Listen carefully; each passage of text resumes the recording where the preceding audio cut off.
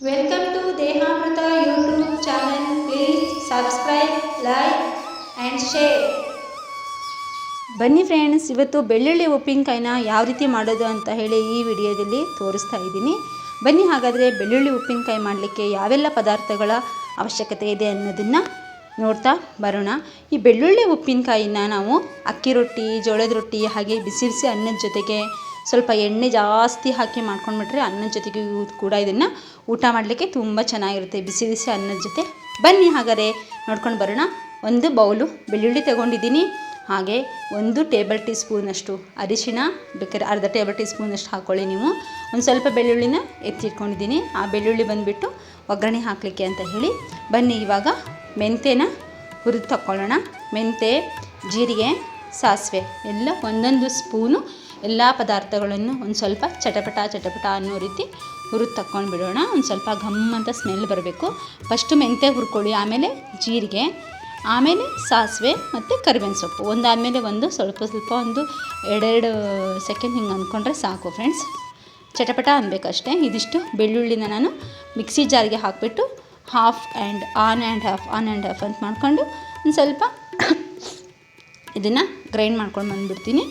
ಇದಾದ ನಂತರ ಇದಕ್ಕೆ ಒಗ್ಗರಣೆ ಹಾಕ್ಕೋಬೇಕು ಫ್ರೆಂಡ್ಸ್. ಈ ರೀತಿ ಸ್ವಲ್ಪ ತರಿಯಾಗಿ ರುಬ್ಕೊಂಡು ಬಿಡೋಣ. ನಾನು ಈ ಸ್ಪೂನ್ ಇದೆಯಲ್ಲ, ಈ ಸ್ಪೂನಿಂದ ನಾನು ಒಂದು 3.5-4 ಚಮಚದಷ್ಟು ಎಣ್ಣೆ ಹಾಕ್ಕೊಂಡಿದ್ದೀನಿ. ನೀವು ಬೇಕಾದ್ರೆ ಜಾಸ್ತಿನೇ ಹಾಕ್ಕೊಳ್ಳಿ. ಎಣ್ಣೆ ರೇಟ್ ಜಾಸ್ತಿ ಆಗಿದ್ದಕ್ಕೆ ಸ್ವಲ್ಪ ಎಣ್ಣೆ ಹಾಕಿ ಮಾಡಿ ತೋರಿಸ್ತಾ ಇದ್ದೀನಿ. ನೀವು ಬೇಕಾದ್ರೆ ಜಾಸ್ತಿ ಕೂಡ ನೀವು ಹಾಕ್ಕೋಬೋದು. ಸ್ವಲ್ಪ ಎಣ್ಣೆ ಕಡಿಮೆ ಆದರೆ ಒಂದು ಸ್ವಲ್ಪ ಗ್ರೇವಿ ಕಡಿಮೆ ಆಗುತ್ತೆ ಅಷ್ಟೇ. ಒಂದು ಸ್ವಲ್ಪ ತುಂಬ ದಿನ ಇಡ್ಲಿಕ್ಕಾಗಲ್ಲ. ಸ್ವಲ್ಪ ಎಣ್ಣೆ ಜಾಸ್ತಿ ಹಾಕಿ ಮಾಡಿಕೊಂಡ್ರೆ ನೀವು 15 ದಿನ, 1 ತಿಂಗಳು ಮಟ್ಟ ಕೂಡ ಇಡ್ಬೋದು. ಹೊರಗಡೆ ಆದರೆ, ಫ್ರಿಜ್ಜಲ್ಲಾದರೆ ನೀವು ಒಂದು 5-6 ತಿಂಗಳು ಕೂಡ ಇಟ್ಕೊಂಡಿದ್ದೀನಿ, ಯೂಸ್ ಮಾಡ್ಕೋಬೋದು. ನೋಡಿ, 1 ಸ್ಪೂನು ಸಾಸಿವೆ ಹಾಕಿದ್ದೀನಿ. ಹಾಗೆ ಜಜ್ಜಿಟ್ಟಂತಹ ಬೆಳ್ಳುಳ್ಳಿ, ನಾನು ಮಿಕ್ಸಿಯಲ್ಲಿ ಏನು ಗ್ರೈಂಡ್ ಮಾಡ್ಕೊಂಡು ಬಂದಿದ್ನಲ್ಲ ಆ ಬೆಳ್ಳುಳ್ಳಿ ಆ ಸಾಸಿವೆ ಜೊತೆಗೆ ಹಾಕ್ತಾಯಿದ್ದೀನಿ. ಇದಾದ ನಂತರ ನಾನು ಒಂದು ಸ್ವಲ್ಪ ಕರಿಬೇವಿನ ಸೊಪ್ಪನ್ನು ಹಾಕ್ತಾಯಿದ್ದೀನಿ. ಸ್ವಲ್ಪ ಮಸಾಲೆಗೂ ಹಾಕಿ ಹುರ್ಕೊಂಡಿದ್ದೆ ಕರಿಬೇವಿನ ಸೊಪ್ಪು. ಹಾಗೆ ಮತ್ತೆ ಒಂದು ಸ್ವಲ್ಪ ಇದಕ್ಕೆ ಒಗ್ಗರಣೆಗೂ ಕೂಡ ಹಾಕ್ಕೋಬೇಕು. ನೋಡಿ, ನಾನು ಜಾರಲ್ಲಿರೋ ಎಲ್ಲ ಬೆಳ್ಳುಳ್ಳಿ ತರಿಯಾದ ಪೇಸ್ಟನ್ನು ಹಾಕ್ತಿದ್ದೀನಿ. ಹಾಕಿಬಿಟ್ಟು ಇದಕ್ಕೆ ಒಂದು ಸ್ವಲ್ಪ ಹಸಿ ವಾಸನೆ ಹೋಗೋ ತನಕ ಒಂದು ಸ್ವಲ್ಪ ಎಣ್ಣೆಯಲ್ಲೇ ಇದನ್ನು ಚೆನ್ನಾಗಿ ಬಾಡಿಸ್ಕೋಬೇಕು. ಎಣ್ಣೆಯಲ್ಲಿ ನೀಟಾಗಿ ಬಾಡಿಸ್ಕೊಳ್ಳಿ. ಒಂದು ಸ್ವಲ್ಪ ವಾಸನೆ ಎಲ್ಲ ಹೋಗಿ ಒಂದು ಸ್ವಲ್ಪ ಬಣ್ಣ ಚೇಂಜ್ ಆಗೋ ಥರ ಹುರ್ಕೊಳ್ಳಿ. ನೋಡಿ, ಇವಾಗ ಇದಕ್ಕೆ ನಾನು ಒಗ್ಗರಣೆಗೆ ಅಂತ ಸ್ವಲ್ಪ ದಪ್ಪ ಬೆಳ್ಳುಳ್ಳಿ ಇಟ್ಕೊಂಡಿದ್ದೆ ಅಲ್ವಾ, ಆ ಬೆಳ್ಳುಳ್ಳಿನೂ ಕೂಡ ಇದಕ್ಕೆ ಹಾಕ್ತಾಯಿದ್ದೀನಿ. ಇದು ಅನ್ನದ ಜೊತೆ ಮತ್ತು ರೊಟ್ಟಿ ಜೊತೆಗೆ ಇಡೀ ಬೆಳ್ಳುಳ್ಳಿ ಸಿಗುತ್ತೆ, ಇದು ತುಂಬ ಚೆನ್ನಾಗಿರುತ್ತೆ ಅಂತ ಹೇಳಿ ಹಾಕ್ತಾಯಿದ್ದೀನಿ. ನಿಮಗೆ ಬೇಡ ಅಂದರೆ ಎಲ್ಲದನ್ನು ಕೂಡ ನೀವು ಗ್ರೈಂಡ್ ಮಾಡೇ ತೊಗೊಂಡ್ಬಿಡಿ. ನೆಕ್ಸ್ಟ್ ಬಂದುಬಿಟ್ಟು ಕರಿಬೇವಿನ ಸೊಪ್ಪನ್ನು ಹಾಕಿ ಒಂದು ಸ್ವಲ್ಪ ಹಸಿ ವಾಸನೆ ಹೋಗೋ ತನಕ ನೀಟಾಗಿ, ಬೆಳ್ಳುಳ್ಳಿ ಮಾತ್ರ ಇದೆಯಲ್ಲ, ಹಸಿ ವಾಸನೆ ಹೋಗೋ ತನಕ ಚೆನ್ನಾಗಿ ಫ್ರೈ ಮಾಡಿ. ಇದೊಂದು 5 ನಿಮಿಷ ಫ್ರೈ ಮಾಡಿ. ಮಸಾಲೆ ಎಲ್ಲ ಹಾಕಿದ್ಮೇಲೆ ಒಂದು 10 ನಿಮಿಷ ಫ್ರೈ ಮಾಡಿ. 15 ನಿಮಿಷದಲ್ಲಿ ನಿಮಗೆ ಬೆಳ್ಳುಳ್ಳಿ ಉಪ್ಪಿನಕಾಯಿ ರೆಡಿಯಾಗಿ ಬಂದುಬಿಡುತ್ತೆ. ಇದಾದ ನಂತರ ಒಂದು ಸ್ವಲ್ಪ ಇದೇ ರೀತಿ ಬಾಡಿಸ್ಕೊಳ್ಳಿ. ಅರಿಶಿನ ಪುಡಿ ಹಾಕ್ತಾಯಿದ್ದೀನಿ. ಒಂದು ಅರ್ಧ ಟೇಬಲ್ ಟೀ ಸ್ಪೂನಷ್ಟು ಸಾಕು. ನಾನು ದೊಡ್ಡ ಬೌಲ್ ಚಮಚ ತೊಗೊಂಡಿದ್ದೀನಿ. ನೀವು ಒಂದೇ 1 ಟೇಬಲ್ ಟೀ ಸ್ಪೂನಷ್ಟು ಟಿಫನ್ ತಿಂತೀವಲ್ಲ ಆ ಟೇಬಲ್ ಟೀ ಸ್ಪೂನಲ್ಲಿ ಹಾಕ್ಕೊಂಡ್ರೆ ಸಾಕು. ನಾನು ಯಾವುದರಲ್ಲಿ ಎಣ್ಣೆ ತೊಗೊಂಡಿದ್ದನೋ ಅದೇ ಸ್ಪೂನಲ್ಲಿ 1 ಚಮಚದಷ್ಟು ಖಾರದ ಪುಡಿ ತೊಗೊಂಡಿದ್ದೀನಿ. ಎಣ್ಣೆ ಚಮಚದಲ್ಲಿ ತೊಗೊಂಡಿದ್ನಲ್ಲ ಆ ಚಮಚ. ಟಿಫನ್ ಚಮಚ ಅಂದರೆ ಒಂದು 4 ಚಮಚ. ನಿಮಗೆ ಖಾರ ಯಾವ ರೀತಿ ಬೇಕೋ ಆ ರೀತಿ ಹಾಕ್ಕೊಳ್ಳಿ. ಯಾಕಂದರೆ ಬೆಳ್ಳುಳ್ಳಿ ಮೊದಲೇ ಖಾರವಾಗಿರುತ್ತಲ್ವ, ಅದಕ್ಕೆ ಒಂದು ಸ್ವಲ್ಪ ನಿಮಗೆ ಖಾರಕ್ಕೆ ರುಚಿಗೆ ತಕ್ಕಷ್ಟು ಖಾರ, ರುಚಿಗೆ ತಕ್ಕಷ್ಟು ಉಪ್ಪು ಹಾಕ್ಕೊಳ್ಳಿ. ನೋಡಿ, ನಾನಿವಾಗ ಇಂಗು ಹಾಕ್ತಾಯಿದ್ದೀನಿ. 1 ಟೇಬಲ್ ಟೀ ಸ್ಪೂನಷ್ಟು ಇಂಗು ಹಾಕ್ತಾಯಿದ್ದೀನಿ. NTR ಅವರ ಇಂಗನ್ನ ಯೂಸ್ ಮಾಡ್ತಾಯಿದ್ದೀನಿ. ನೀವು ಯಾವ್ದು ಬೇಕಾದ್ರೂ ನೀವು ಯೂಸ್ ಮಾಡ್ಕೋಬೋದು. ನಂತರ ರುಚಿಗೆ ತಕ್ಕಷ್ಟು ಉಪ್ಪು ಹಾಕ್ತಾಯಿದ್ದೀನಿ. ಉಪ್ಪನ್ನ ಸ್ವಲ್ಪ ನೋಡಿ ಹಾಕ್ಕೊಳ್ಳಿ. ಕೊನೆಗೆ ಬೇಕಾದರೆ ನಾವು ಇನ್ನು ಸ್ವಲ್ಪ ಒಗ್ಗರಣೆ ಮಸಾಲೆ ಹಾಕ್ಕೊಳ್ತೀವಲ್ಲ ಅವಾಗ ಇನ್ನು ಸ್ವಲ್ಪ ಹಾಕ್ಕೋಬೋದು. ಇದೆಲ್ಲ ನೀಟಾಗಿ ಮಿಕ್ಸ್ ಮಾಡ್ಕೊಳ್ಳಿ. ಬೆಳ್ಳುಳ್ಳಿ, ಸಾಸಿವೆ, ಕರಿಬೇವು, ಹಾಗೆ ಮತ್ತು ಬಂದುಬಿಟ್ಟು ಖಾರದ ಪುಡಿ, ಖಾರದ ಪುಡಿ, ಅರಿಶಿಣ ಪುಡಿ, ಮತ್ತು ರುಚಿಗೆ ತಕ್ಕಷ್ಟು ಉಪ್ಪು, ಇಂಗು, ಇದೆಲ್ಲ ಆದಮೇಲೆ ಈಗ ನೋಡಿ, ಒಂದು ದೊಡ್ಡ ನಿಂಬೆ ಹಣ್ಣಿನ ಗಾತ್ರದ ಹುಣಸೆ ರಸ, ಒಂದು ಸ್ವಲ್ಪ ತಿಳಿಯಾಗಿ, ಸ್ವಲ್ಪ ರಸ ಸ್ವಲ್ಪ ತೆಳ್ಳಗೆ ಇರಲಿ. ಒಂದು ಸ್ವಲ್ಪ ಬೇಕಿದ್ರೆ ನೀರನ್ನು ಆ್ಯಡ್ ಮಾಡ್ಕೊಳ್ಳಿ. ಚೆನ್ನಾಗಿ ಕುದಿಬೇಕಲ್ವ, ಅದಕ್ಕೇ ಬೆಳ್ಳುಳ್ಳಿ, ಇದು ಹುಣಸೆ ರಸ ಸ್ವಲ್ಪ ಜಾಸ್ತಿನೇ ಮಾಡ್ಕೊಳ್ಳಿ, ಜಾಸ್ತಿ ನೀರು ಹಾಕಿಬಿಟ್ಟು.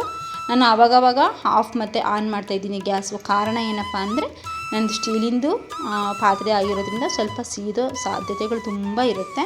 ಆ ಕಾರಣಕ್ಕೆ ನೀವು ಯಾವುದು ಬೌಲ್ ಇಟ್ಕೊಂಡಿದ್ದೀರಾ, ಪ್ಯಾನ್ ಇಟ್ಕೊಂಡಿದ್ದೀರಾ ಅದ್ರ ಮೇಲೆ ಡಿಪೆಂಡ್ ಆಗುತ್ತೆ. ಸೇರಿಸ್ಕೋಬೇಡಿ, ಕೈ ಆಡಿಸ್ಕೊಂತಾನೆ ಮಾಡಬೇಕು. ನಂತರ ಬಂದುಬಿಟ್ಟು ನೋಡಿ, ಇದಕ್ಕೆ ಹುಣಸೆ ಹುಳಿ ಹಾಕಿದ ಮೇಲೆ ಒಂದು ಸ್ವಲ್ಪ ಕೈ ಆಡಿ ನೀಟಾಗಿ ಮಿಕ್ಸ್ ಮಾಡ್ಕೊಂಡ್ಬಿಡಿ. ಹುಳಿ, ಉಪ್ಪು, ಖಾರ ಎಲ್ಲ ಮಿಕ್ಸ್ ಆಗುತ್ತೆ. ಇದಾದ ನಂತರ ನಾನು ಇದಕ್ಕೆ ಏನಪ್ಪ ಹಾಕ್ತೀನಿ ಅಂದರೆ ಹುರಿದಿಟ್ಟ ಪುಡಿ. ನೋಡಿ, ನಾನು ಹುರಿದು ಪುಡಿ ಮಾಡ್ಕೊಂಡಿದ್ದೆ ಅಲ್ವಾ, ಮೆಂತೆ, ಸಾಸಿವೆ, ಜೀರಿಗೆ, ಕರಿಬೇವಿನ ಸೊಪ್ಪಿನ ಪೌಡರ್, ಇದನ್ನು ಹಾಕಿ ನೀಟಾಗಿ ಮತ್ತೊಂದು ಸಾರಿ ಮಿಕ್ಸ್ ಮಾಡ್ಕೊಂಡ್ಬಿಡೋಣ. ಇದೆಲ್ಲ ಮಿಕ್ಸ್ ಆದಮೇಲೆ ಒಂದು ಸ್ವಲ್ಪ 10 ನಿಮಿಷ ಸಣ್ಣ ಉರಿಯಲ್ಲಿ ಕುದಿಸ್ಕೊಂಡು ತಗೊಂಡ್ಬಿಡಬೇಕು. ಈ ಸಣ್ಣ ಉರಿಯಲ್ಲಿ ಕುದಿಸುವಾಗ ಏನಾಗುತ್ತಪ್ಪ ಅಂದರೆ ಸುತ್ತಲೂ ಒಂದು ಸ್ವಲ್ಪ ನೀಟಾಗಿ ನಾವು ಹಾಕಿರೋ ಎಣ್ಣೆ ಬಿಡ್ತಾ ಬರುತ್ತೆ. ನೀಟಾಗಿ ನಾವು ಹಾಕಿರೋ ಎಣ್ಣೆ ನೀಟಾಗಿ ಬಿಡ್ತಾ ಬಂತು ಅಂದರೆ ಅಲ್ಲಿಗೆ ನಮ್ಮ ಬೆಳ್ಳುಳ್ಳಿ ಉಪ್ಪಿನಕಾಯಿ ಊಟ ಮಾಡಲಿಕ್ಕೆ, ಸವಿಲಿಕ್ಕೆ ರೆಡಿ ಆಯಿತು ಅಂತ. ಹಸಿ ವಾಸನೆ ಹೋಗೋ ತನಕ, ಎಣ್ಣೆ ಬಿಡೋ ತನಕ ನೀಟಾಗಿ ಒಂದು 10 ನಿಮಿಷ ಲೋ ಫ್ಲೇಮಲ್ಲಿ ನೀಟಾಗಿ ಇದನ್ನು ಚೆನ್ನಾಗಿ ಫ್ರೈ ಮಾಡಿ. ನೋಡಿ, ಸುತ್ತಲೂ ನೀಟಾಗಿ ಎಣ್ಣೆ ಬಿಟ್ಕೊಂಡು ಬರ್ತಾ ಇದೆ. ಇವಾಗ ಇದು ಬೆಳ್ಳುಳ್ಳಿದು ಉಪ್ಪಿನಕಾಯಿ ರೆಡಿಯಾಗಿದೆ. ಈ ರೀತಿ ಎಣ್ಣೆ ಬಿಡಬೇಕು. ಎಣ್ಣೆ ಬಿಟ್ಟು ಒಂದು ಸ್ವಲ್ಪ ವಾಸನೆ, ಬೆಳ್ಳುಳ್ಳಿ ವಾಸನೆ ಸ್ವಲ್ಪ ಕಡಿಮೆ ಆದಮೇಲೆ ಇದು ಕರೆಕ್ಟಾಗಿ ಸವಿಲಿಕ್ಕೆ ಸಿದ್ಧ ಇದೆ. ನೋಡಿ, ಈ ರೀತಿ ನೀಟಾಗಿ ಸುತ್ತಲೂ ಎಣ್ಣೆ ಬಿಡಲಿ ಪ್ಯಾನಿನ ಸುತ್ತು. ಈ ಬೆಳ್ಳುಳ್ಳಿ ಉಪ್ಪಿನಕಾಯಿ ತಿನ್ನೋದ್ರಿಂದ ಏನಪ್ಪ ಲಾಭ ಅನ್ನೋದಾದರೆ ಅತಿಯಾದ ತೂಕ ಕಡಿಮೆ ಆಗುತ್ತೆ. ಹಾಗೆ ಡಯೆಟ್ ಮಾಡೋರಿಗೆ ಇದು ತುಂಬ ಚೆನ್ನಾಗಿರುತ್ತೆ. ಈ ಬೆಳ್ಳುಳ್ಳಿಯಿಂದ ನಮಗೆ ಕೊಬ್ಬು ಕಡಿಮೆ ಆಗುತ್ತೆ. ಕಫ, ಕೆಮ್ಮು, ಶೀತ ಈ ಥರದ ಕಾಯಿಲೆಗಳು ಬರೋದಿಲ್ಲ. ಬೆಳ್ಳುಳ್ಳಿಯಲ್ಲಿ ತುಂಬ ಆರೋಗ್ಯದ ಲಾಭಗಳಿದೆ. ಆಮೇಲೆ ಇದಕ್ಕೆ ಹುಳಿ ಹಾಕಿದ್ದೀವಿ, ಉಪ್ಪು ಇವೆಲ್ಲ ಹಾಕಿದ್ದೀವಿ. ಪಿತ್ತನೂ ಕೂಡ ನಮಗೆ ಕಡಿಮೆ ಆಗುತ್ತೆ. ವಾತ, ಪಿತ್ತ, ಕಫ ಕಡಿಮೆ ಆಗುತ್ತೆ. ಸ್ವಲ್ಪ ಜಾಸ್ತಿ ಗ್ಯಾಸ್ ಇದ್ದವ್ರು ಏನಪ್ಪ ಅಂದರೆ ಇದನ್ನು ಉಪ್ಪು ಖಾರ ಸ್ವಲ್ಪ ಕಡಿಮೆ ಮಾಡ್ಕೊಂಡು ತೊಗೊಳ್ಳಿ. ಎದೆ ಉರಿ ಶುರುವಾಗುತ್ತೆ ಬೆಳ್ಳುಳ್ಳಿ ಜಾಸ್ತಿ ಹಾಕಿರೋದ್ರಿಂದ. ಗ್ಯಾಸಿನ ಸಮಸ್ಯೆ ಇದ್ದವರು ಇದನ್ನು ಸೇವಿಸ್ತಿದ್ರೇ ಉತ್ತಮ. ಸೇವಿಸಿದರೂ ಕೂಡ ಒಂದು ಸ್ವಲ್ಪ ತುಪ್ಪ ಹಾಕಿ ಒಂದು ಸ್ವಲ್ಪ ಸೇವಿಸಿ. ಅತಿಯಾಗಿ ಸೇವನೆ ಮಾಡಿದರೆ ಇದು ಗ್ಯಾಸ್ಟ್ರಿಕ್ ಆಗುತ್ತೆ, ಎದೆಲಿ ಉರಿ, ಹೊಟ್ಟೆಲಿ ನೋವು ಶುರುವಾಗುತ್ತೆ. ಅತಿ ಆದರೆ ಅಮೃತನೂ ವಿಷ. Thank you so much video ನೋಡಿದ್ದಕ್ಕೆ. ಪ್ಲೀಸ್ ಎಲ್ರಿಗೂ ನಮ್ಮ ಚಾನಲ್ನ ಸಬ್ಸ್ಕ್ರೈಬ್ ಮಾಡ್ಕೊಳ್ಳಿ. ವಿಡಿಯೋ ಇಷ್ಟವಾದಲ್ಲಿ ಒಂದು ಲೈಕ್ ಮಾಡಿ. ಏನಾದರೂ ನಿಮಗೆ ಗೊತ್ತಾಗಲಿಲ್ಲ ಅಂದರೆ ಕಾಮೆಂಟ್ ಮೂಲಕ ಖಂಡಿತವಾಗೂ ತಿಳಿಸಿ. ನಾನು ಅದಕ್ಕೆ ಖಂಡಿತವಾಗಲೂ ಉತ್ತರ ಕೊಡ್ತೀನಿ.